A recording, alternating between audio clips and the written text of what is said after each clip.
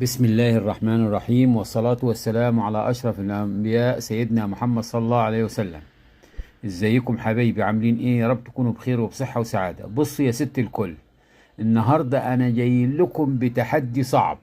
لو جربت القراقيش دي وما طلعتش دايبة وطعمها يشرفك قدام ضيوفك، يبقى قوليلي يا عبدو أنت بتضحك علينا. النهاردة هنعمل مع بعض القراقيش السادة الفلاحي، بس على اصولها، مش بتاعه الفران اللي بتنشف بسرعه. دي قراقيش طريه من جوه ومقرمشه من بره، والريحه تخلي الجيران يخبطوا يسالوا ايه الريحه الحلوه اللي طالعه من عندك. يلا بينا نبتدي الطريقه. اول حاجه هنعملها الخميره، نختبر الخميره.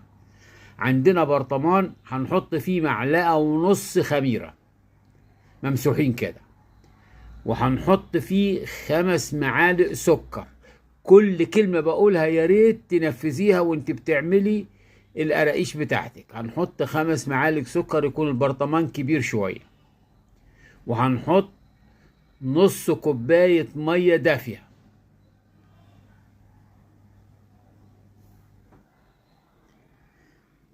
نص كوباية مية دافية، وهنقلب المكونات بالمعلقة ونركنها على جنب. نقلبها كويس عشان السكر يدوب مع الخميرة ويتفاعلوا مع بعض وتشتغل الخميرة دي. الحتة دي اسمها اختبار الخميرة. لازم تختبري الخميرة، حتى لو انت متأكدة منها لازم تختبريها الأول. وهنركنها على جنب، وبعد كده نروح للخطوة التانية.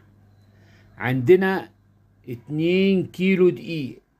معلش انا بعمل كتير لان في ناس كتيرة بتعوز مني الوصفات بتاعتي. 2 كيلو دقيق بحط لهم نص معلقة ملح صغيرة، وبحط لهم باكو بيكن باودر. يعني ما تنسيش اي حاجة انا بقولها.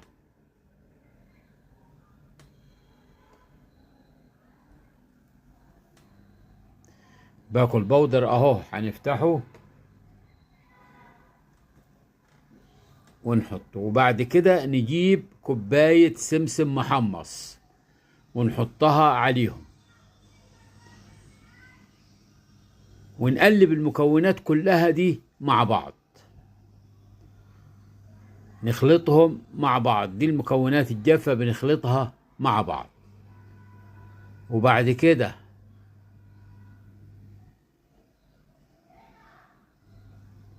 بجيب كوبايتين سمنة وكوباية ونص زيت. كوبايتين سمنة وكوباية ونص زيت مخلوطين على بعض ودافين مش سخنين. يعني السمنة سايحة مش سخنة. أنا ماسك الحلة بإيدي أهي. السمنة ما تكونش سخنة، تكون باردة بس سايحة. ونحط عليها كوباية الزيت، يعني كوبايتين سمنة مع كوباية زيت، ونبتدي نقلبهم. بعد ما نقلبهم كده بنعمل الخطوة المهمة أوي أوي أوي أوي دي، بركز عليها. نبسهم بقى زي ما احنا بنبس الكحك. بناء بياخد وقت كبير معانا في البس، فلازم تبسيه كويس أوي أوي أوي أوي. وأنا بركز عليها دي عشان يطلع معاكي ناعم زي بتاع الافران واحسن من بتاع الافران. لازم تبسيه كويس. وانا هقول لك على كل خطوة بالراحة وبهدوء كده عشان يطلع معاكي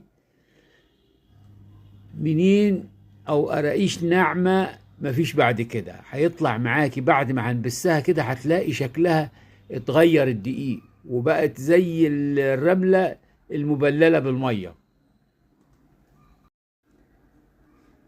ما تحسي بايدك ان الدقيق بقى ايه؟ فيه دسامة. وده المطلوب بتاعنا اللي احنا عايزينه. لما نمسك العجين في الاخر ونمسك عليه كده يطلع ككتلة واحدة. ده كله شايفين كله لسه موجود، ولازم كل حبات الدقيق يتخلل فيها السمنة. ما تسيبيش حتة دقيق ما فيهاش سمنة. وكده شايفين عاملين اهو، شايفين منظره ازاي. فياريت تمشوا بالخطوات دي، هيطلع معاكي قراقيش ناعمة زي البسكويت، بسكويت. هنجيب بقى شايفين الخميرة، اللهم صل على النبي، الله أكبر. شايفين ملت البرطمان، هنحطها ونحط شوية مية في البرطمان ونرجه كده ونحطه فيها مرتين 3، لأن بيكون لسه في باقي سكر وباقي خميرة. فما تسيبيش حاجة في البرطمان، لازم تاخديها. وبعد كده بنزود شوية مية ونبتدي في عملية العجن. احنا ما بنعجنش بقى هنا، احنا بنلم العجين، لان لو عجنا هيعمل عرق وهينشف منك. ده بنلم العجين بس. شايفين انا ما بعجنش، انا بلم لحد ما يدينا عجينة طرية بدون عجن. اهو شايفين انا ما بعجنش، انا بلم العجين وبزود المية واحدة واحدة، والمية بتكون دافية ما تكونش سخنة. شايفين انا بزود واحدة واحدة، ما بحطش زي ما اي عجين بنعمله مع بعض.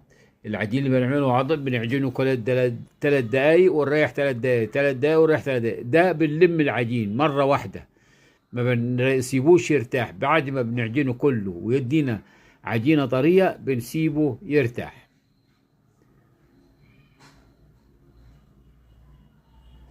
صلوا على الحبيب قلبك يطيب، صلي على الحبيب قلبك يطيب. عجينة ماشية معايا آخر حلاوة. كل ما زود لها مية بتشرب المية بتاعتها، فده بيدل على إنها ناجحة 100%. بس كده العجينة بقت تمام معانا. شايفين الطراوة بتاعتها، وما عجناهاش، احنا لمينا العجين بس. هنسيبها ترتاح لمدة ربع ساعة بس، مش أكتر من كده.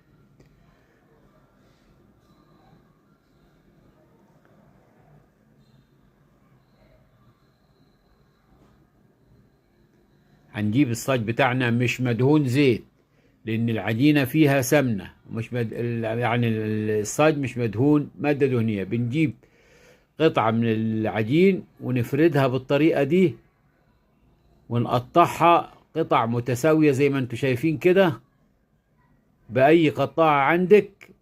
ونيجي في النهاية نضرب السكين من يمين ومن الشمال، عشان بتكون في زوايد واحنا بنقطع في القراقيش. احنا مش عايزين الزوايد دي، احنا عايزينه يطلع معانا شكله زي شكل بتاع الفران، بس بيكون احسن واطعم ونظافته على ايدك وانت عامل الحاجة دي. زي ما قلت لكم كده هنقطعه قطع متساوية ونضربه بالجناب في الجناب كده، عشان واحنا بنقطع بتبقى فيه حتة طالعة كده بارزة.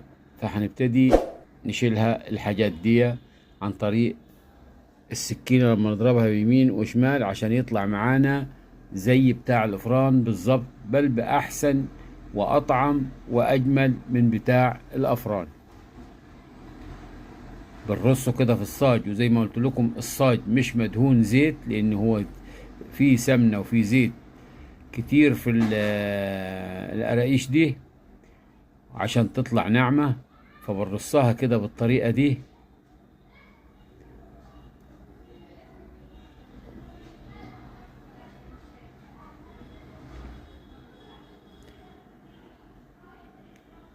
وكده عملنا، وانا هكمل وارجع لكم تاني لما اكمل بقية العجين اللي معانا. كده عملناه. الصاج الاولاني دي خمر، والصاج التاني لسه. هندخله على فرن في الرف الوسطاني، وياخد من 15 ل 20 دقيقة حسب نوع الفرن. اول ما الاطراف تتحمر وتاخد لون ذهبي نطلعه على طول. الريحة يعني مش عايز اقول لك قلب الشقة وقلب العمارة. فياريت تبصوا على النعومة وعلى القرمشة دي. تخلي اللي دوقها يقولك انت جايباها منين، وترد عليه وتقولي دي من ايدين على طريقة بابا عبده. وعلشانك يا ست الكل في اخر الفيديو الجاي ان شاء الله هقولك على حشوتين سريتين، واحدة بالعجوة وواحدة بالجبنة القديمة، تخلي القراقيش دي تتاكل فطار سناك وسهرات. لو الوصفة دي ما طلعتش زي ما بقولتلك، او حسيتي ان في حاجة ناقصة ابعتيلي وهرد عليكي خطوة بخطوة.